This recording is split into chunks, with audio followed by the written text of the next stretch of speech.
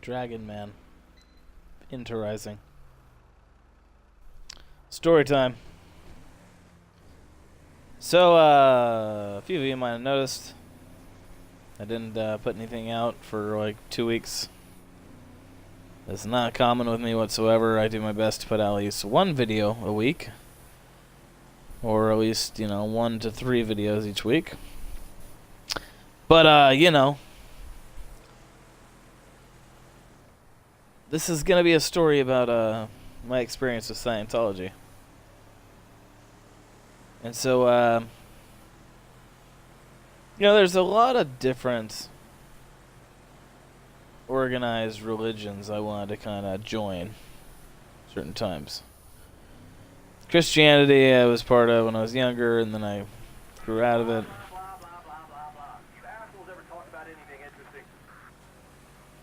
And then, what was really funny is I was having a kind of religious experience. And, almost in a way of like, because I do believe in reincarnation, and I believe that people, get kind of recycled into new bodies, depending on what their actions of the past. And I got this vibe, because I've perceived myself as being reincarnated as many different people. So when all of a sudden I started to feel like I was L. Ron Hubbard. No joke. Probably just too much DMT in my life. I seriously felt like, oh my goodness. It kind of makes sense, I consider myself an author of, sci-fi stuff especially. I actually specialize in more like fictional adaptations of conspiracy theories that I'm making a video game about. But I had this experience, right? Where I'm feeling like this possibility that, oh my goodness, I was L. Ron Hubbard. They'll finally get me, As we all, through our journey in life, go, when will the world get me? I always have to explain myself to all these authority figures and such, so I just get tired of it and flip them off. But I've kind of, found that home is definitely, it's not corny to say, it's very essential to say, home is where the heart is. So, being myself, as my name is Ryan, I go by Shadow, is one of the greatest things you can embody, in this life, is yourself. Rather than thinking, you're the reincarnation of whoever, thinking you're going to get whoever's power. Silliness. So, I just legitimately was thinking, well, I haven't given the Scientologist a try yet. I haven't gone in there. I saw like that South Park episode with Matt Stone and Trey Parker, or Jane Doe and John Doe, if you look at the credits of that episode. And so all I'd really heard about Scientology is their weird belief in like, alien ghosts, and alien ghosts that are brainwashed and then they attach themselves to humanity. Like that's not too far from what some shamans believe. Like that there are entities, foreign and otherwise, that can attach themselves to your body. So since I kind of follow that Peruvian shamanism kind of initiation and stuff, I chose to go to the place of Scientology just to do that free personality test thing, right? Downtown Portland. And, oh goodness, we got the spins. I hope you're okay, Trevor. I hope you didn't get whiplash or anything. And, so I went down there, right? I won't tell you who else I thought that I was embodying, because it's all, Silliness. So, go to Scientology. Literally feeling like I was L. Ron Hubbard. So I was having this comfort. Like I was going home, you know, when I entered into the Scientology place. And I actually felt like I could feel his pains. If, how his legacy, L. Ron Hubbard's been kind of spit on and stuff. This is before I did a little more research. Because it doesn't tell you right away when you look up L. Ron Hubbard. The first things that come up, Google, are talking about all the positive things that L. Ron Hubbard did. And how he was a sci-fi author. And there's even a video that's like really sweet where he seems like a very nice man. But then you gotta feel out the other stuff. Because as far as I know, L. Ron Hubbard was good friends with Hitler, if you know your history, or your her story. And he was also good friends with a ceremonial magician that went by the name of Aleister Crowley.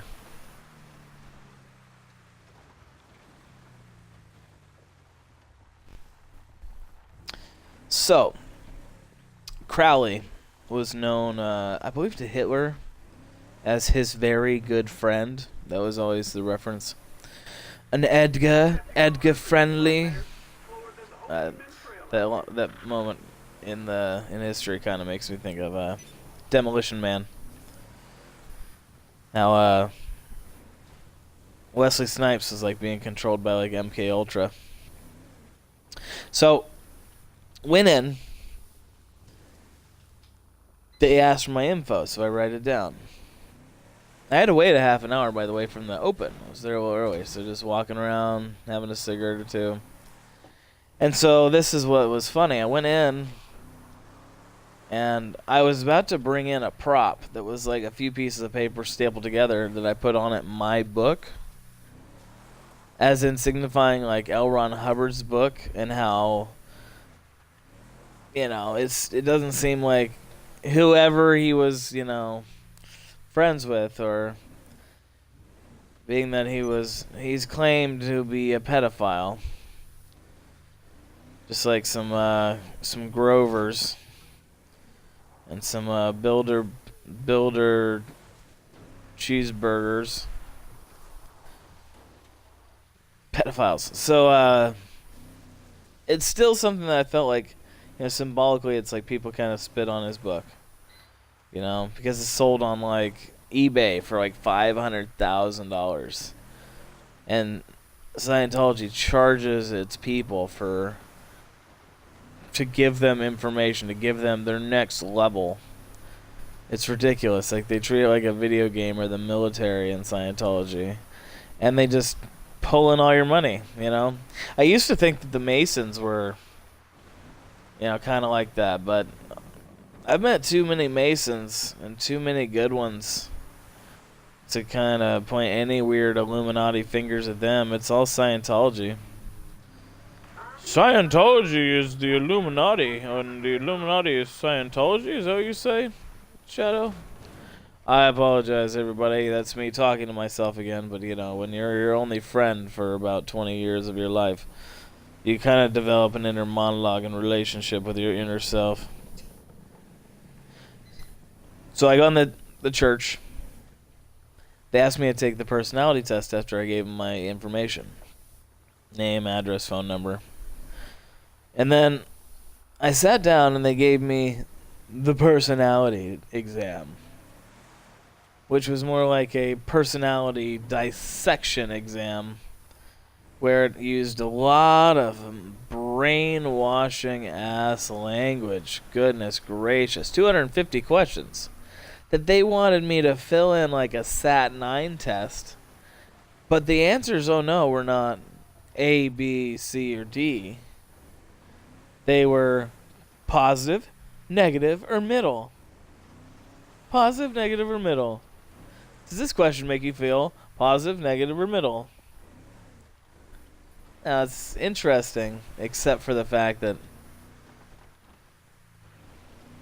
it felt a little mind-washing. A little brainwashing, almost in a militarized way. It kind of tripped me out, the tactics that they had right from the get-go. So what I did was because technically, I'm a man who believes in speaking from his heart and acting from his heart, and the heart being the jumping off point for any expression in life. Because I feel the heart has an intuitive knowing that is beyond any supercomputer. And so I thought, well, I'm the middle for everything. I don't even need to read all these questions. So what I did was I filled out some of them, do my best to be like, do the way they wanted, and then I started getting impatient, like we do, or you do. So don't be so impatient, whoever is supposed to be hearing that. Okay, so I just drew a line through the middle path, all the way through, because I thought, the middle path is the empath. If I'm choosing, all these different dissections, I'm dissecting parts of life, that makes me a bit of a psychopath. So I wanted to take the role of the empath, the telepath. And then I gave it to the woman there. And oh my goodness, did she get offended by how I filled it out. Like it was a Sat-9 test, and it was like like I just pooped on it and gave it to the teacher. That's the way she talked to me. So they started telling me to leave and that I'm trespassing. Very quickly. Without there actually being anything said distasteful whatsoever. But they did not like my attitude, as I did an impression of L. Ron Hubbard inside of their religious cult church. Because they were like, leave now, leave this temple. And I said, yes, you leave the temple that I built, that you've been spitting upon. Yes, you leave, young man. The guy was like 60. He's looking at a 27-year-old kid like, who the heck does this individual think he is? And I said, I'm L. Ron Hubbard. Okay, guys? I'm not really trying to make a scene here, but, can I just talk to Tom Cruise? I was joking, of course, but I wasn't intending all joke. I was actually hoping that they would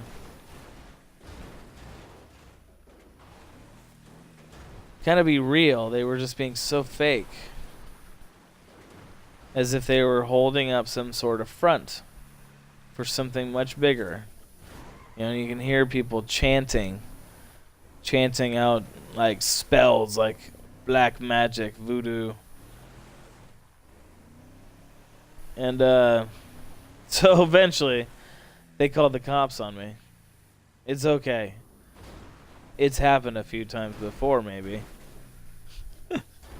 Cops being called on me for nothing, because somebody got their ego a little bit bruised. Their ego nutsack.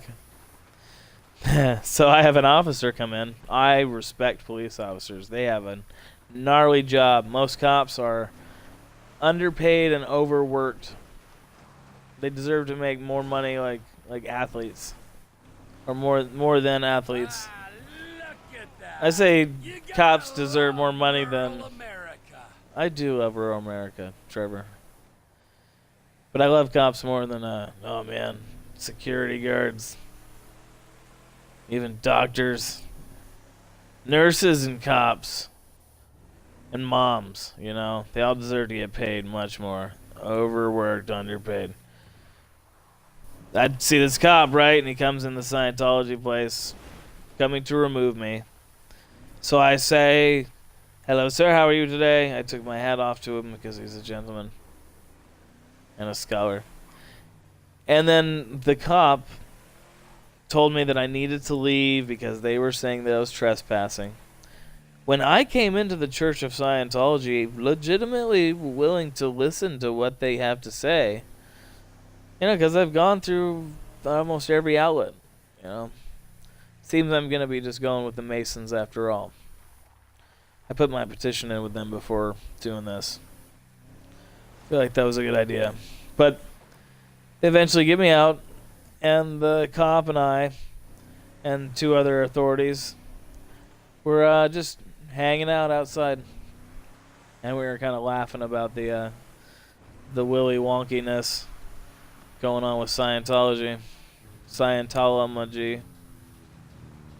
I'm a Scientologist. I make up a bunch of words to hypnotize myself into bliss. Who said that? I think it was Tom Cruise. I channel sometimes people that are alive. It was Tom Cruise who's talking to me, talking through me. But I'm gonna be the Val Kilmer to his Maverick, to his Tom Cruise, and be the Iceman to his Maverick. So I'm hanging around Scientology place, right? I started feeling like an intuitive, like my Spidey sense, yo, is like saying, yo, Spidey, you know, you might want to get away from these Scientology folk. But I had this strange kind of feeling. My phone was operating strangely too. It was as though it was not holding as much of a charge. Like it was losing charge 20% faster, but I wasn't using it 20% more. But everybody's experienced that some days. Like some days their phone just has way more battery life. You know, it could be just stress of things. But I walked around the Scientology place over and over again because I was told that I was trespassing if I enter. But I established perfectly clear with the police officer outside that as long as I, you know, just use the sidewalk, I'm fine, right? But she said yes, because it's public property. So I did circles around and around the Scientology place as I smoked cigarettes. And I listened to AC/DC and Van Halen on my headphones until the music went kind of... My phone fell asleep. Just needing a nap and a plug in.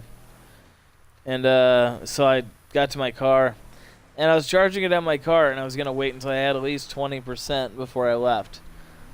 Just because I just was getting strange vibes, and the people at Scientology were staring at me like they wanted to murder me with their eyes. It was pretty cute, you know. Hitler sympathizers or... Oh, goodness. I want to say cute, but they're just, you know. Well, to end this story up, as soon as my phone got turned on, I actually turned on AC/DC. I turned on Hell's Bells because I seriously was like, it's like these guys are acting very superstitious, so I'm gonna turn on some devil music. So I put on Hell's Bells by AC/DC, and then after that I played what was it? It was like Running with the Devil by Van Halen. Just songs like that I was just using as a cloak for protection. And these Scientologists were just pacing in front, just staring at me, like eyeball raping me. I know that sounds graphic, but... Oh, we killed a coyote, oh no. So, I finally got back to my place, right? And it was very strange, because after I got home, very strange events started to take place. And it was as though I was possessed. Almost like a voodoo spell or something, you know. I respect voodoo, but don't use it to harm people. Just, you know, protect yourself and stuff. Be careful what you wish on others. Because whatever the Scientologists were throwing at me with vibration, they just threw it at themselves. So, to finish the story, I got home and I had non-stop police on me. Oh, and before I left, too, I was feeling so weird about the Scientologists, right? Because of the way they were looking at me for, like, somehow slightly disrespecting them. Like, they gave me a psychotic look, especially this blonde-haired, blue-eyed kid.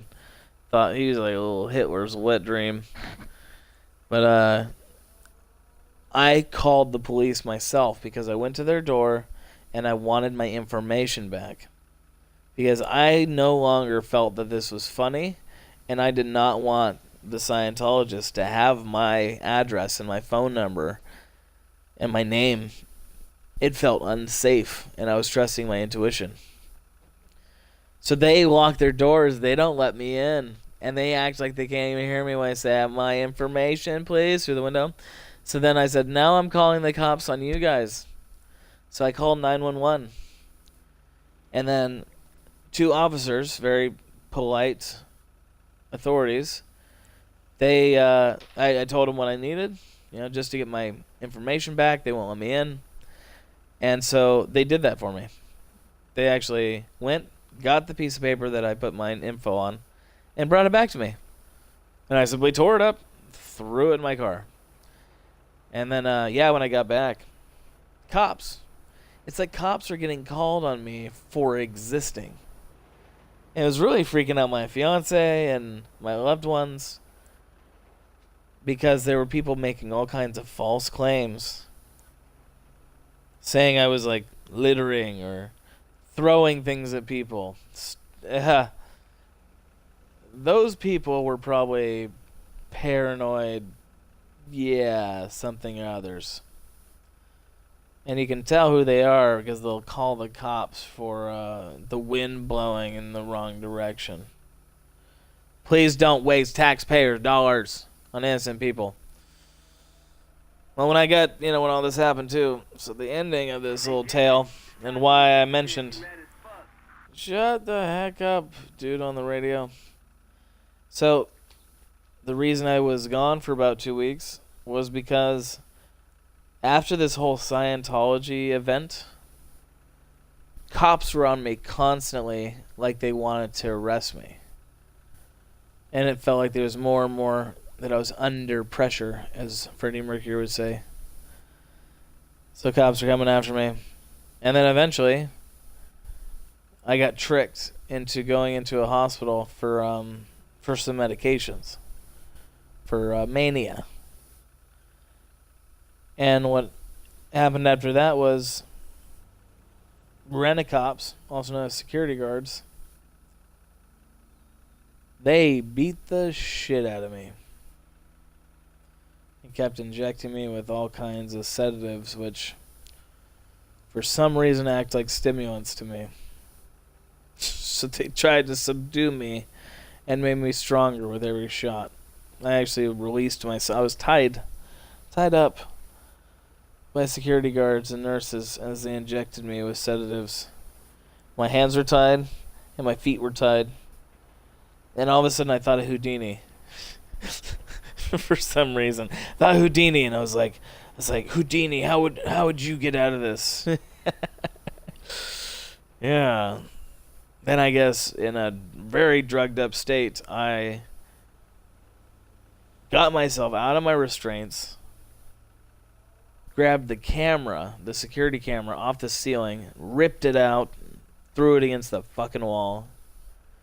And then somehow I had a crayon with me, and I drew a giant heart on the wall, and just like messages of how much I love you to the doctors and nurses. Almost like I was panicking, like, I'm an American, please don't hurt me. Just help me, please. And I'm gonna be late to work. My car won't start. And whose radio is he listening to? So short story long.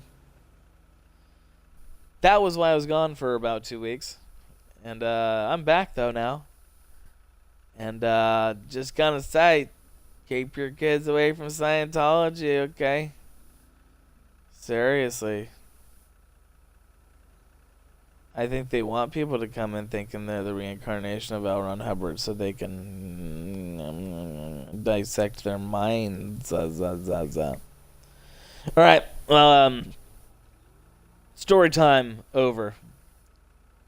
The next video will be like comedy, or I might do Chiliad first. Regardless, the next video will be out in 2 days. By 2 days from now. Alright. I love all of you. By the way, everybody that's been watching my channel and being faithful, I've been bouncing back and forth around a 500 people, but it's like cool because it feels like I really got a group of people that appreciate the content that I put out. So, I mean, you guys make it all worth it. There is going to be a link to my Patreon page, but nobody ever has to feel like they need to donate. That's just something I set up for people to allow them to give, since I'm just putting out free content. But that's why I also demonetized all the videos, because I think the only thing that separates, I feel, the people doing this stuff legitimately or doing it for reasons where there's actually quality content that they're producing is usually when they're not doing it for the money. And I've been doing this for treatment for depression. That's where I started with the Chiliad mystery. I was severely depressed after another mental hospital experience before that. So, you know, we all gotta work through our own shit, you know. Everybody take your baggage. We're all gonna carry our own baggage from now on, right? That sounds great. Shadow Man.